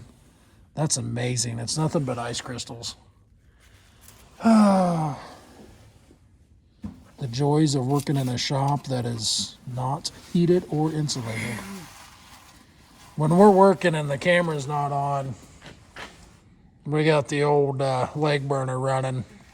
Trusty salamander. Yeah, it puts in its work. It costs us about $20 per 8 hours of running that thing on diesel fuel. So not the most efficient, not something you'd want to heat with, but it's better than getting hypothermia out here working on this old junk. I've just about got the head done. I'm a little more than halfway done lapping them valves. This head's garbage, but I'm going to try to get it sealed up so we can get it running. Alrighty, we got all of our valves lapped the best we can. And I'll just tell you guys now, this head needs completely redone. It is junk in its current form. I'll try to post up some pictures here. The valve seals, or the, not seals, the seats are so pitted, they need to be replaced.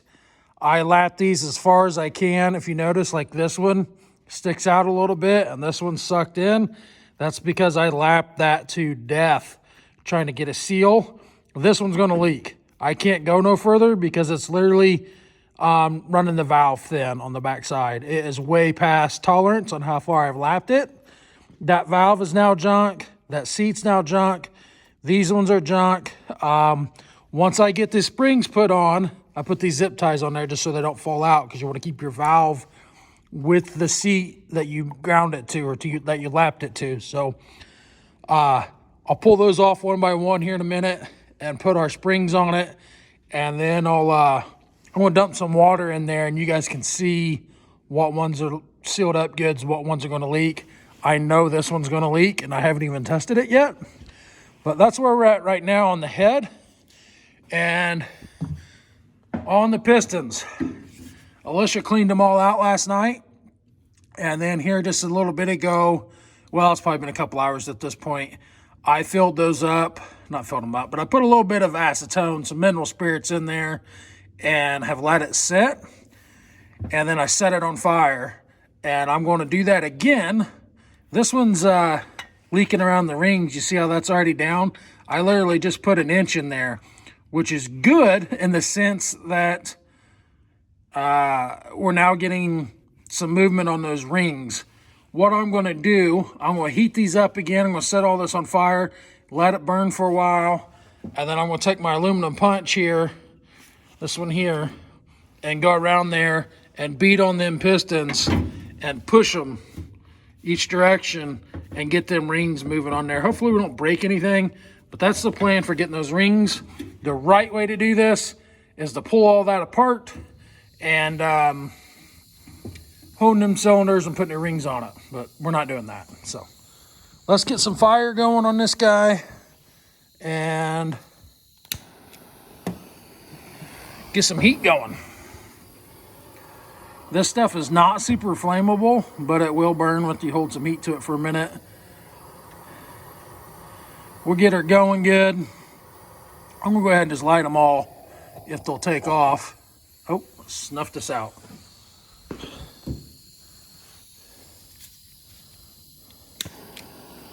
I'll just keep the lighter with me, maybe. Get these going here, get some heat in them.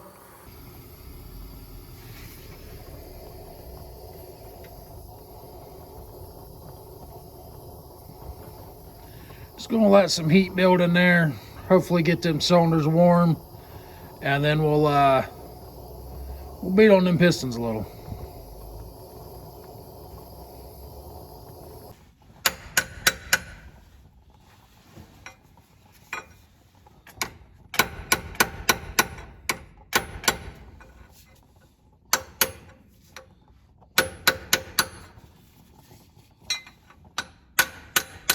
I don't know if you guys can see that, but we are getting a minuscule amount of movement out of that.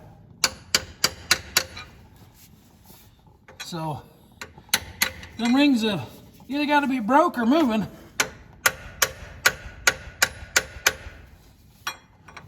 Or both, I suppose. Seen that one move a little bit.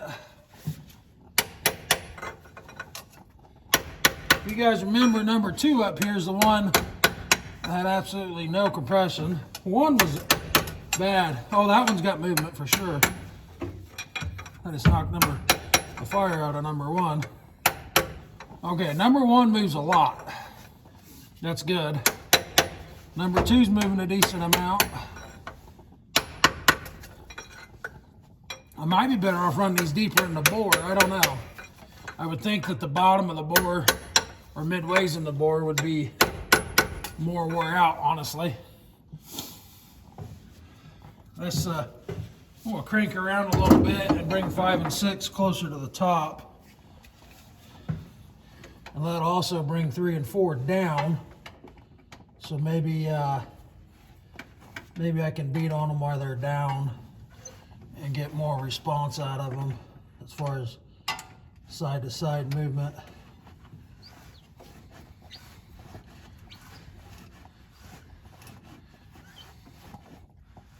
We'll try beating on 3 and 4 right there. I know you guys won't be able to see them, but it's hard to get an angle that you guys will be able to see them, honestly.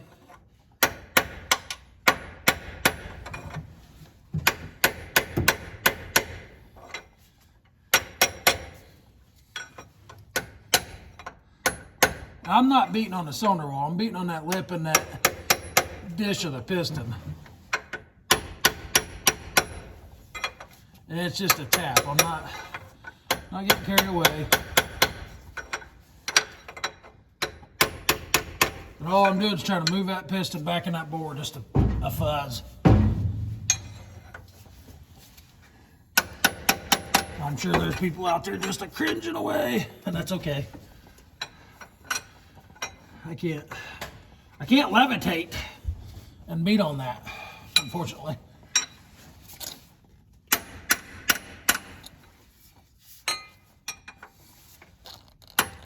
Okay, number 6 just moved for sure.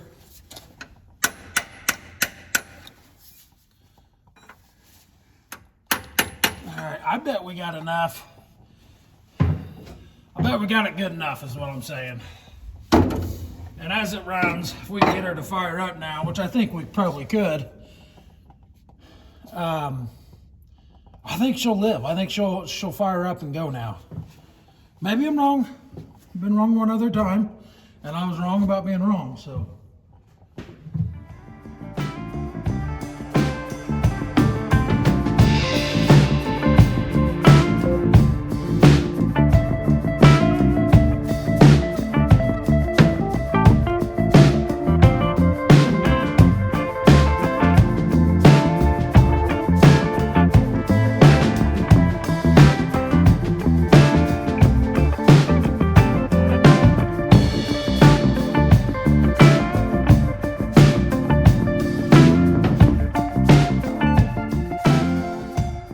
Okay, here's going to be the moment of truth. Some light on the subject. We're going to dump some water in these runners and see if any of the valves leak. Let's see, I think it's, let me think here. I think this is number 1, and I'm pretty sure, get you guys zoomed out just a tad. I'm pretty sure this is not, yeah, this is number 1, and I'm pretty sure that's the one I had all the problems out of, which is odd. Because,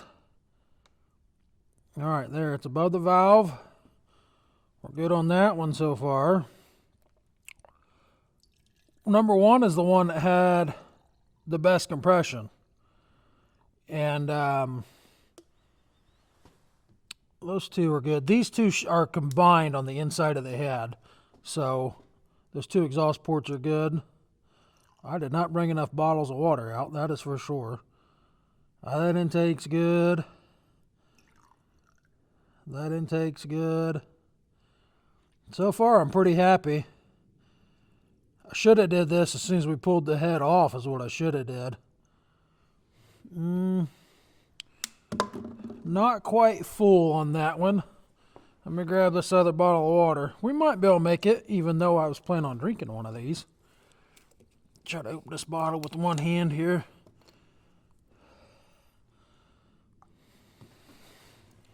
Yeah, we're above the valves. That one is just barely showing a little moisture down there at the bottom. I can live with that compared to what we had. That one's good. That one's good. We're blocking our own light there. Let me move our light over here. So far, I am tickled to death. This one's got some oil residue right there. That's not water because I haven't put anything in that one yet. So when we fill this up, it's going to do both of these exhaust ports.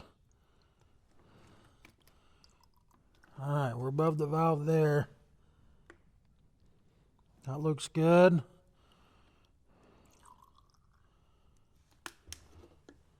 And that one looks good. Hot dog. I did not expect that. Oh, we got a little bit of drippage right there. So, that is the one. That is the cylinder that had absolutely no compression, and those seats were absolutely toast. So, I can live with that. Awesome. You have no idea how happy that makes me to see those are not puking everywhere. That's a big relief, and that was a lot of work. The way I did that is not the right way. I want to be very clear on that. What I'm doing here is not the right way to do this. This head should have went to a machine shop, had the valve seats replaced, new guides, probably should have been surfaced. This thing is horrible, horrible shape, but I think she'll run now. I've got 4 out of 6 pistons to move around in the bore a little bit. They need honed at the very least. So I'm going to go through there, pull every cylinder all the way to the bottom, hone what I can on them, and as soon as I'm done with that, we're going to start sticking her together, finally. This thing, I put way more work into this than what it is worth, but I don't give up. So I'm going to go find my, I don't know if I've got a dingle ball hone here. I'm going to go see what kind of hone I can find and get these cylinders cleaned up the best I can. And hopefully, get the head on this yet today. The temperatures are just supposed to keep dropping. Right now it's 32 degrees out here in the barn, and it's like 15 outside, I think. Basically, if I leave that salamander running the whole time pointing right at me, I can get it 10 degrees warmer than what it is outside around me. So it's not horrible, standing in front of it, but man, I am tired of smelling like diesel fuel, I'll tell you that. Between cleaning parts and all those chemicals and having a salamander blowing on me all the time, it doesn't exactly attract the ladies, you know what I'm saying? So let's get these cylinders honed up and put some junk back together. So I was just cleaning the push rods, and I don't know how well the camera's going to pick that up. There you go, you can see that. We've got at least 4 of them here that are bent pretty good. So, and to back up why we're working on push rods instead of honing, I went and found my cylinder hone, and it has a broken stone. So we are back to doing what we can. That one's got a pretty good bend in it right there at my thumb. So tomorrow we will start the day with going and getting a new cylinder hone, and then bending some push rods to straight-ish, sure. I've seen at least 4 of them. Or I could feel it when I was cleaning them as I'd slide the towel over them. You could feel a good kirk in them. So we'll start back there tomorrow. It is pretty cold out right now, and it's getting to be pretty late. So I'm kind of out of things to do. I've got the intake as good as I'm going to do it to get it clean. The head's ready to go on.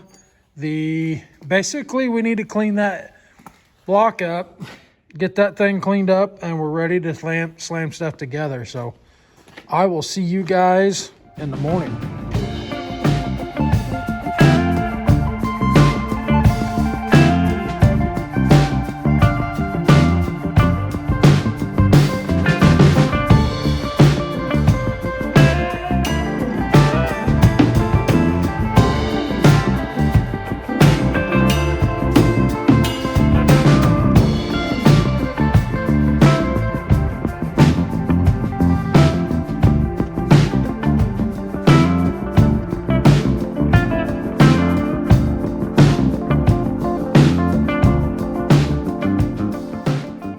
We got the block all ready to go. We tried honing on them cylinders. They are better than they were, but they are still garbage. I mean, look at number 2 right there. It's smooth now, but it is still horrible. I could not get a crosshatch in it. It is what it is. It's less horrible than what it was. So while Alicia did that, I worked on these push rods, and I'll take a couple of these over here to the bench for you. These 3 are junk, but it's what we got, so it's what we're going to use. And I'll show you something here. Oh, goodness. I was not expecting this to be in my spot here. So if you set these up here, and it helps if you have a workbench that is extremely off balance, so stuff rolls on its own. You can see a hump in them 3 bent ones. That one rolls good. That one rolls good. That one does not. If you watch down here.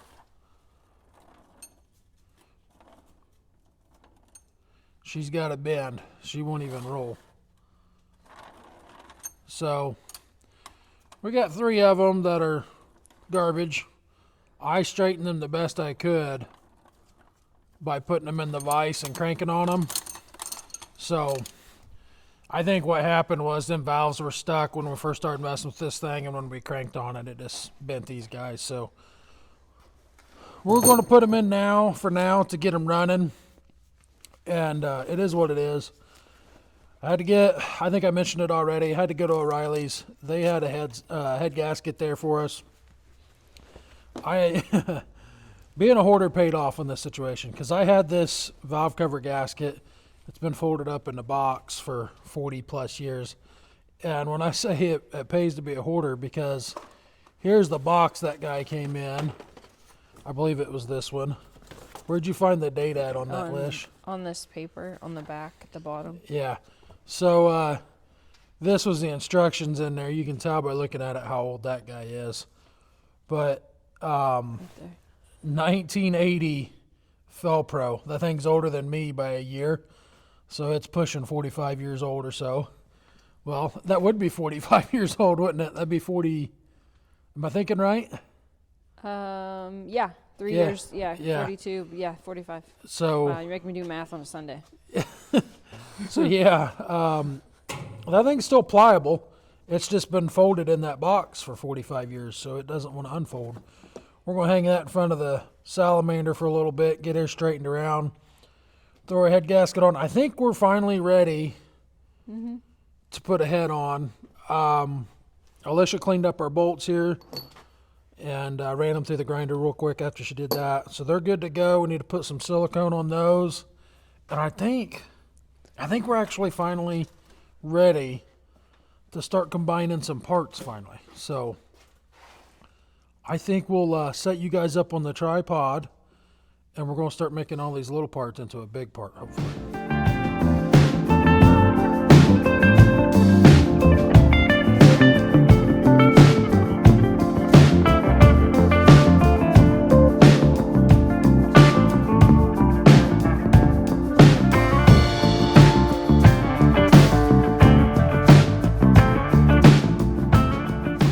Well, we finally got the turd bucket together.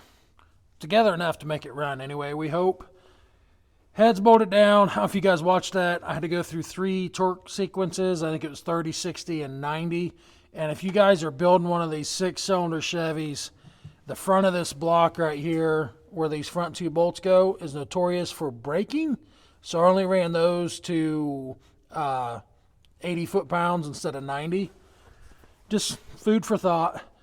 We need to change the oil again. I'm not going to do that until I hear this thing fire a little bit, and then I'll dump another gallon of oil in it. I'm not going to waste it if we can't get it to run. But before we get too much further, we're going to take a cheap pressure gauge here, our compression tester here, and hit each cylinder and see where we're at. The first time, what'd that box over there say, Lish? We wrote it down. One was 125 and then 140. No, we never got one. Maybe. Oh, you're talking the first and the second time we hit it? Yeah. we Okay, did it so twice. number 1 was the only one that hit 120 to 140. Everything else was like 40 or less, wasn't it? 2 was 50 and 35. 3 and 4 the first time we didn't get anything, and then it was 85 and 60, Yeah, so, and then 5 and 6 were in the like 80 range. yeah, so not a whole lot. And that's with dumping a bunch of oil in the cylinder trying to seal stuff up. So, Yeah. so I'm going to have you come over here, Lish. Let's try to move this light. You mean on your right side? Come in here to my left. It's the only way you're going to be able to see this gauge.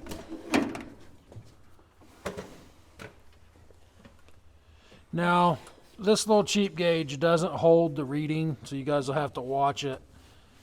Right there is, what's that say, 80 pounds to give you a reference.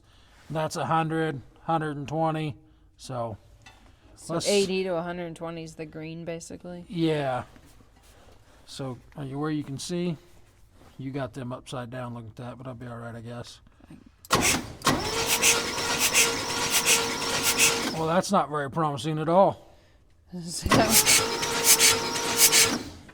not sealing on that, on this here for some reason. What am I doing wrong? Where's that leaking at? Can you feel it? Sure. It's got compression. Why is that not sealing up? I think this is possibly blown apart. That's what I'm wondering. Well, daggone it.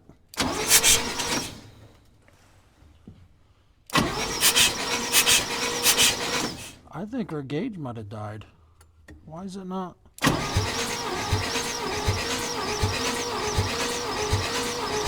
Well, that one's only hitting 40 when I push it in there like that. That's no good. Did we just waste all of our effort? Well, that one just hit clean up to 140. Which is what it had. Was it? Yeah, the second time we did it, it had 140. Did I just waste all my time? Probably. That one still only got 40 pounds. I bet something's cracked somewhere. Ugh, that's gonna be...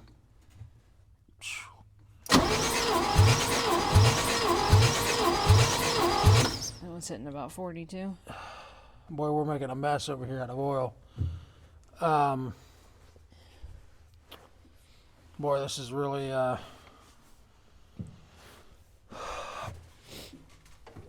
kick below the belt.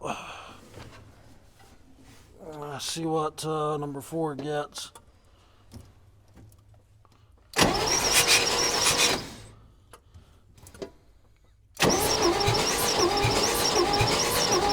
About 60. 60. Yeah.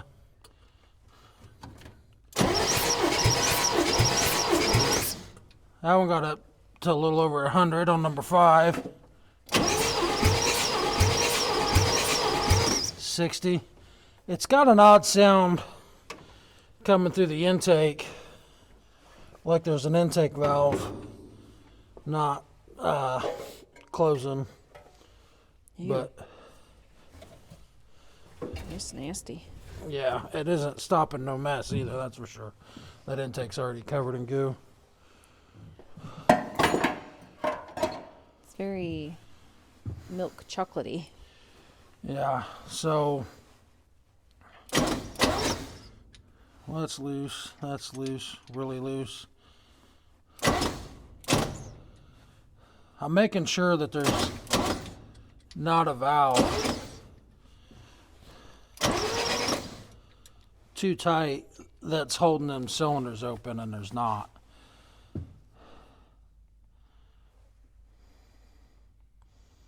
I do believe we just wasted all of our time. Man, I put a ton of freaking hours into this stupid thing.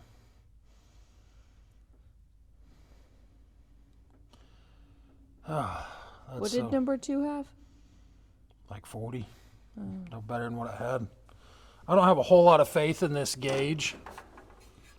Let's do this. I mean, the first one was consistent.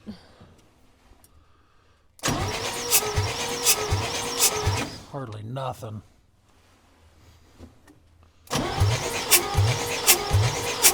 Hardly nothing. I would say there's probably a crack somewhere that I didn't. Didn't see. That or them rings are that bad. It seemed like some of the rings freed up. Didn't you say that? I thought they did. I don't remember what it was that took place that you said you thought they freed up, but Man.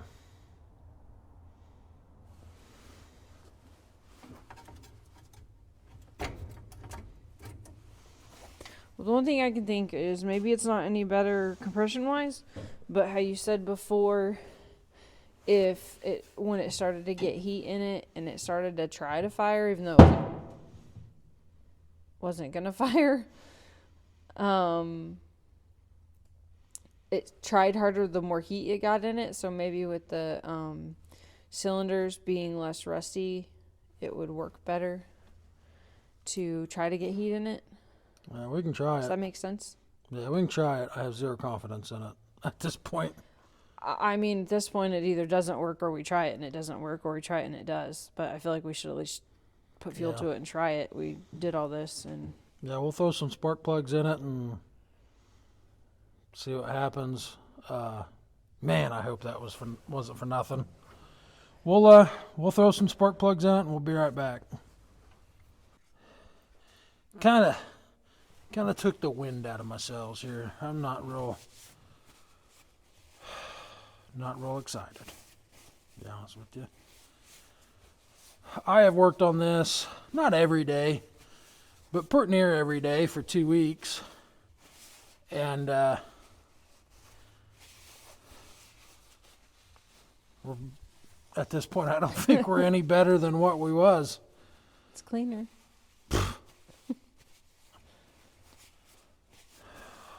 I think I'd be a little less frustrated if it hadn't been so ridiculously cold. Like if it had been one of those 60-degree weeks that we had in November. Well, if it was that's the thing, is if it was a 60-degree week, it wouldn't have took me 2 weeks. Well, that's true. Because I could manage to come out here for about 4 or 5 hours at a time and I was done. Yeah. Yeah, My fingers are froze. the actual temperature, I don't have my phone on me. Oh, here, I got it. The actual temperature right now outside, let's take a look. It's loading. And we're in the garage, so the wind chill all day Yeah. has been... The actual temperature right now is 20, feels like 10 outside. And this isn't, I mean, we're not outside, but it's not much better than being outside, honestly. There's no insulation or nothing in here. We run the salamander and stand directly in front of it, and that's part of the reason we haven't filmed a whole lot of the work on this other than the time lapses because of the noise. So, all right, we got fire hooked up to it. Let's see what happens. This is one time in my life I'm hoping I'm wrong and that it'll fire off. That's way more than we've ever had before. Right? Oh, that's a relief. You talk about an emotional roller coaster. I'll be dipped. And it was right off the beginning, too, not 20 Yeah. minutes in. That's weird. I don't know what that's burning, but it actually smells like race fuel, and this thing ain't got nowhere near race The fuel. concoction of stuff you put Yeah, in it. that's actually what it is. This has got Lucas in it. Oh, yeah. This has got Lucas Motor Honey type stuff in it. Yeah, so I forgot you said that. man.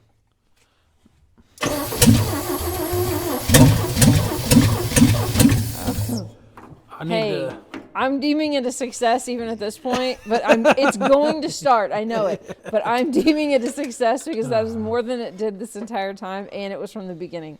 So we made progress, and it's going to start. Right. I'm saying it.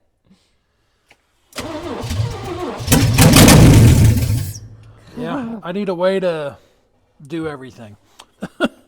I can't. The throttle's not hooked up to nothing, so I'm trying to wedge this in there to give it partial throttle and give it fuel. The problem is, as soon as it fires up, it vibrates enough, it kicks the pry bar out.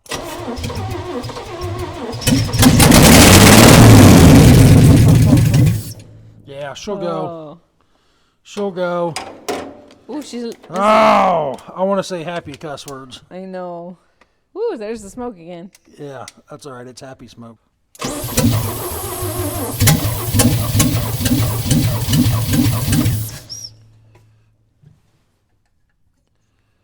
I think I need to take this off. Let's do this.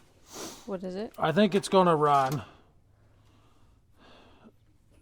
Such an emotional roller coaster here with this Technically, it stupid ran, thing. right? Yeah, I'm concerned in excess at this point because we didn't get that before. This oil, let me show you.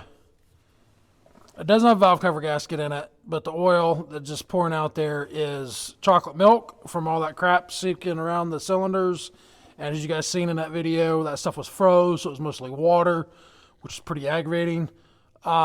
Anyway, I don't want to keep cranking on it with that crap in it. I'm going to drain that. I'm going to check these the valve lash real quick.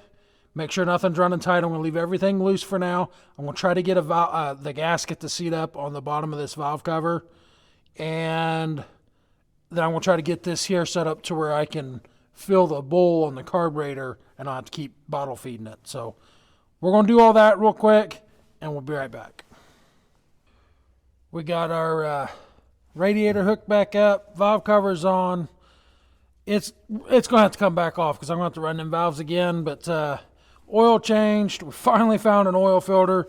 We dug and dug and dug through all of my crap for an oil filter and ended up finding it 5 foot from where we're working, as it's the spare for my big block Pontiac back there. So anyway, she's got a new Wix. She's got some good high quality 1040 in her.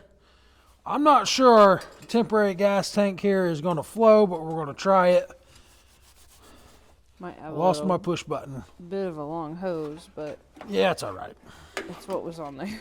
All right, let's see if we can get this thing running and stay running for a few minutes and build some heat in her.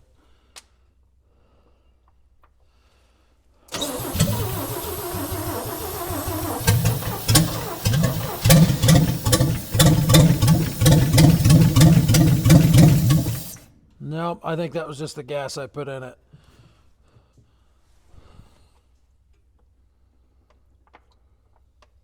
Is there a way to tell if the fuel's flowing? Yeah, if I pump the throttle, so to speak, it should squirt.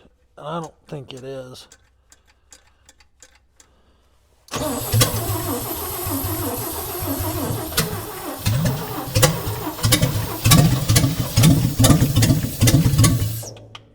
Wow, and just sprays every which freaking way. Let me do some tuning on my bottle here.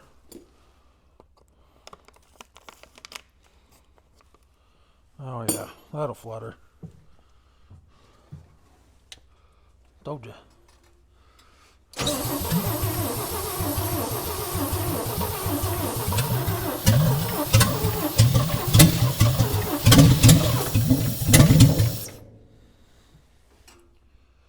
The problem is I need to be able to run that throttle and pour gas and start it and rub my belly and pat my head.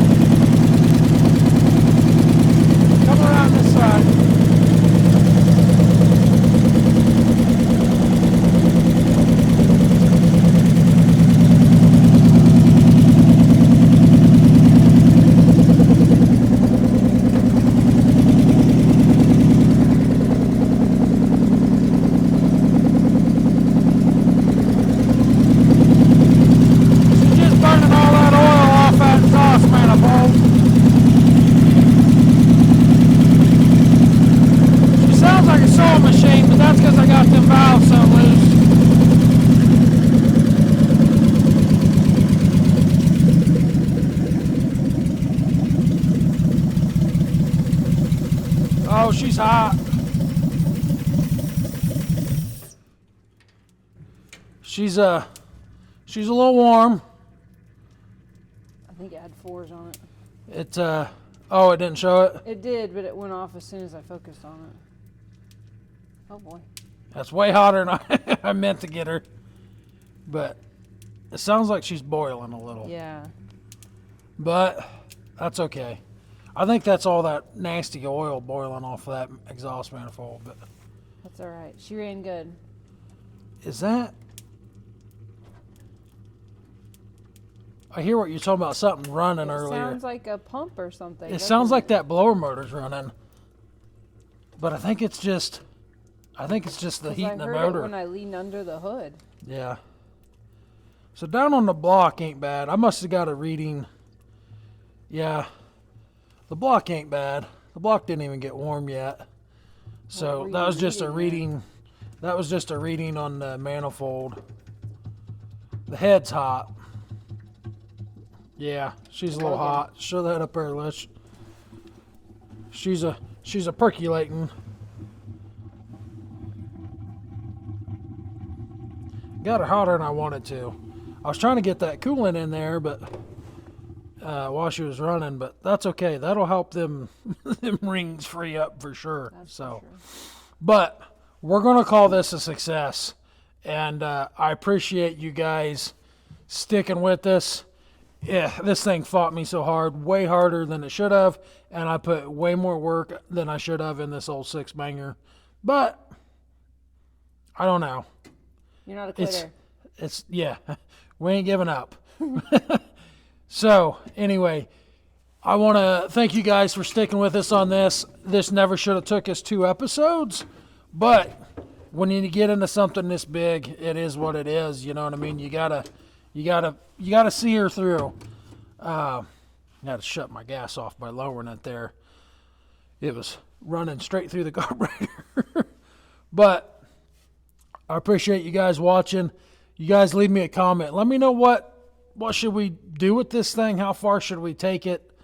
I know she's not got any clutch right now or brakes. These share a master cylinder there, and I guarantee you it's garbage. So we will catch you guys on the next one. We've got some projects coming up. Stay tuned for those. We're sticking a huge big block in a little bitty car. And then Austin and I's heading west. We are heading out there to get him a truck. So make sure you subscribe so you can catch that video as well. And we'll see you guys on the next one.